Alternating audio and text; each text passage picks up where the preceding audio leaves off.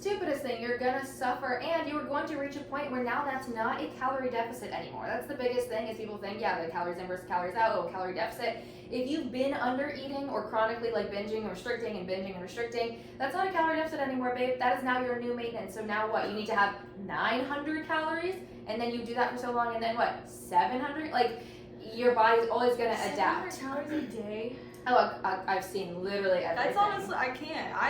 I love food way too much. Sometimes I feel like I overindulge, but that's my thing is that I've had to like kind of know my balance of like, okay, like I can still eat what I want, but not feeling like I have to like binge 6 pieces of pizza. Yeah. You know what I mean? Like I have 2 big pieces of pizza and I'm good to go. Right. Like, yeah. I couldn't imagine eating 700 calories, but some women are like that. Some women are like that. Most women say they're like that, think they're like that, but then the weekend comes around and suddenly, bottles of wine and cookies and the whole pantry is cleared out. So then it's like, okay, well, you're not really eating that much. You're actually just again, having those extreme like yo-yos. So being able to find that equilibrium where yes, you can have the foods that you like. Yeah. You can also eat a lot of, foods that fuel you, different minerals and vitamins and protein and all that. And not feel that extreme obsession over food. And you can still get lean too. I want to make that such a big thing. I think when we talk about like, you can eat enough and we want to get you strong and all that, that doesn't mean getting big. If you look at all my transformations, they're all, having body fat and then losing body fat. They're getting leaner. They're getting, if you want to get smaller or more toned, like that is literally accomplished through your body being in a safe, healthy environment to where it wants to lose its body fat rather than holding on to its energy sources, which is calories. Yeah. So if you want to lose body fat, that's the way to go, is making sure that you're eating enough for that to happen. Do you see a lot of women that come to you that they have very unrealistic goals of depending on how their body is, based upon pictures and TikToks and whatever that they see? Unrealistic for their timeline. Yes. Yeah. So most times I coach women for 6 months to 12 months. Mm-hmm. Sometimes I have, people who want to go a little bit longer for like 2 years or whatever, but that's usually, 6 months to 12 months. And they're like, I want to grow my glutes. I want to see my abs. I want, arm and shoulder definition. Yet we're working with, we're looking at somebody who's maybe been extreme dieting or yo-yo dieting for years, have never actually followed a strength training protocol. They don't have muscle mass on them. They have these digestion and hormonal issues that we have to tackle first. Yeah. So yes, that goal, that maybe the picture they're showing me on Instagram, you want to look like that? Awesome. This girl that you're looking at has been literally training for 10 years. Yeah. 10 years. So yes, it's possible, but if you're looking for that to happen in, okay, wow, you chose the 12-month program, that doesn't mean you're gonna look like that in 12 months. Right, yeah. Like I wish. Yeah, and right? Absolutely. Throw the button, like snap your fingers, you can be like that. Right. And you can take huge strides in that direction. But yeah, the most unrealistic thing is just the timeline that most people think that it takes. Yeah. Okay, I can see that. Mm-hmm. So, what was your defining moment in your career that shaped you into and your approach into fitness? I think, and your coaching, so all of that. Yeah.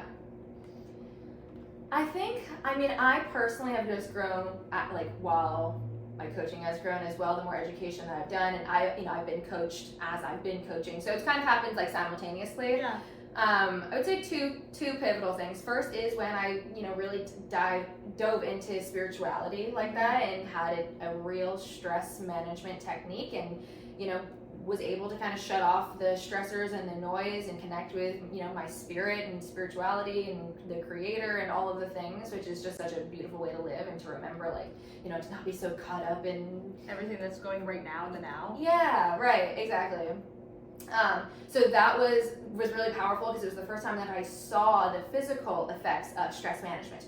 My inflammation went down, my jawline started to get more snatched. I was actually showing up for my workouts with a better approach and intensity, essentially. It was I genuinely got to realize, wow, less is more when it comes to stress and movement and the stressors that you're putting on your body, where now I only go to the gym 3 days a week, whereas before I was going 5 to 6 days because now I'm incorporating more yoga or meditation or walking rather than doing cardio and sprinting or the Stairmaster. So those switches of actually realizing, just for my own self, sometimes we can know things in our minds and hear it a million times until you see it and feel it. just wiped out all the inflammation in my body, realizing like stress management. And then which most people probably more than not, people are stressed out from everything, whether it's their relationship, their job, their kids, their their people they work with, their animals, whatever the case is. They're stressed. You could be the most chill person in the world. We still live in driving a car is stressful. Working a job, paying taxes is stressful. Breathing in pollutions, and like toxic. That is all stress on your body. And then you throw in, working out, which working out is a stressor on your body. It's a hermetic stressor, so it's like a good stressor, but too much of that is just more stress on your body. So chronic stress is the biggest epidemic, I think, with the women that I see, and I would say everybody. Yeah. Even your metabolism down regulating, that is because that you have put so much stress on your body in any facet. Just dieting alone, eating less is a stress. That is like the most primal stressor. Imagine like a caveman. What is like your body just wants nutrients, it wants food, it wants energy and calories, and you tell it it's starving or that resources are scarce. It's a huge stressor. All functions, your digestive system, your brain, your endocrine system, your hormones, all that are gonna slow down because it just wants to keep your heart beating. Yeah. That's it. What's the most basic function? That's so crazy. It is so crazy. It's so crazy to think that. But it all just connects. Like connects back. So it's all connected, and that's a part of the education. My main goal is helping people realize that it's not just when you walk into the gym or when you count your macros, it's your whole life, your whole quote unquote fitness journey. It's your health. It's who you are. It's how you live and show up. And it's a journey. It's not like you said end goal earlier, and I feel like most people, there's not really, is there really an end goal? So because true. If it's a journey of from start to continuing, and knowing the different phases of that, because like you said, you might get a different job. Now you have to figure out, okay, when am I going to go to the gym? It's going to be different. When am I going to eat? What am I going to eat? You know what I mean? There's so many different phases of us in our lives that you can't just predict everything. Every day is different. Absolutely. Every time that you have is different. So it's you have to be able, I think it's more of a journey versus this is my end goal. So of course, true. we'd be okay, well, let me look like this and get there. But okay, well, that's great. But then are you going to continue to just continue it? You gotta maintain it. You're not gonna walk into the gym and be like, I'm here. I'm done. I've accomplished everything. You can cancel my membership. I am here. Look at me now. That's so true. It's definitely not an end goal. I think that's kind of just the words that people say. My goal is to lose 15 pounds. Okay. For sure. Everything that we're gonna do to get there, we gotta make sure it's sustainable and maintainable so that you can enjoy the results forever from it. Yeah. No, and that's true. Yeah, love that. Okay, so I know you briefly popped it in there earlier, but so what's your take and your balance on cardio and strength training? Ooh, yeah.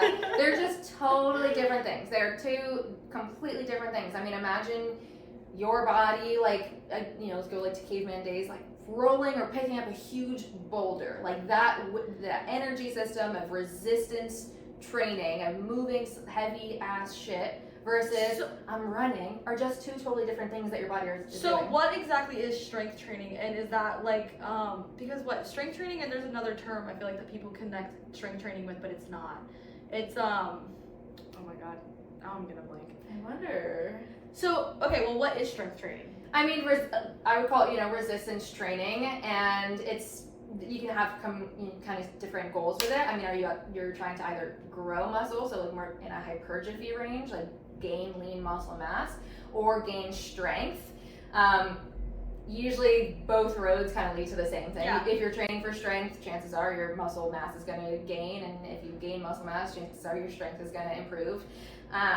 But the point of strength training, at least in the world of where I, what I do, is to improve your metabolism. The more muscle mass you have on you, again, just sitting on this couch burning calories, one person who's sitting here who has less muscle mass and one who has more, the person who has more is burning more calories. So you can imagine a bodybuilder, a man who's jacked and he's completely shredded and lean and full of muscle. This man can literally eat probably 3,000 to 4,000 calories, sometimes 5,000 calories a day, and he's not going to put on body fat because his body is just a fat burning machine. It's just burning calories just by existing. So I look at cardio and strength training as a credit card and a debit card. Okay. Strength training is the credit card where you're getting the money right now. but you're also gaining points, you're gaining credit, you're getting things outside of just that 60-minute session when you walk into the gym. Cardio is just a debit card. So just while you're in that cardio for the 60 minutes or whatever, you spend the money, but that's it. You're not gaining any points. You're not gaining any credit. I never looked at it like that. That's so funny. I think it's such a good way. It's just that's a great way to look at it. Because people get that. They're like, okay, you're getting the benefits of strength training outside of just what you're doing in that time. So strength training is setting you up for sustainability. Okay. Cardio is a tool to know when to plug in and when to unplug, essentially, because let's say you're running every day for 30 minutes a day, 5 times a week. Let's do that. 5 times a week, you're going on a 30-minute run. Okay. Your body, that is now going to become your new maintenance, kind of just like the calorie deficit we talked about with food. If you're only eating 900 calories, well, guess what? Now that's your new maintenance. If you're running 5 times a week for 30 minutes, you're going to have to maintain that to keep that. Or if you want to, let's say, I still want to lose some body fat, now you have to run for 45 minutes for 5 days a week. Okay, well now 3 years from now, then you need to run an hour for 5 times. It will only have to, you don't have anywhere to, your body's just going to adapt to that. Yeah. So yes, cardio is great. We want good cardio health, so making sure you know when to plug that in just for basic health purposes. But most people are doing cardio because they want to quote unquote burn calories, burn fat. But you're getting so much more bang for your buck if you focus on that coming from strength training and maybe throughout maybe 3 months before a wedding or sometime that you want to be all right, now I really want to start to shred down, have a game plan. Okay, over those 3 months, the first month we're going to do 60 minutes of cardio per week. Second month we're going to do 120 minutes of cardio per week. And then that third final month we're going to do 200 minutes of cardio per week or whatever. And having it measured, having it in a purposeful manner, not just the more the merrier. Yeah. Just like money, you want to know where each dollar is going in order to have an end goal of your budget or your financial goals or whatever it is. Cardio is used as a tool, knowing when to sprinkle it in, when to take it out. Strength training should be your absolute foundation. You're going to get the benefits of, just working out, burning calories while you're in the gym, and it's going to keep you as a fat burning machine as well as make your bone density stronger. And I don't know if you look it up, over the age of 60, that's the #1 reason for all-cause mortality, I believe, is just literally falling and breaking a bone. Yeah, I swear that's always a big thing, especially once they're 70 and up. They're like, oh, grandma broke her hip, and it's it's downhill now, that's a real thing. It's a real thing, and especially for women have less bone density than men, so strength training is extra important for women in that sense, as well as osteoporosis, preventing that. Your muscle is an organ, and it's an endocrine organ, meaning it produces hormones. So the more muscle mass you have on you, the better your hormones are going to function. Yeah.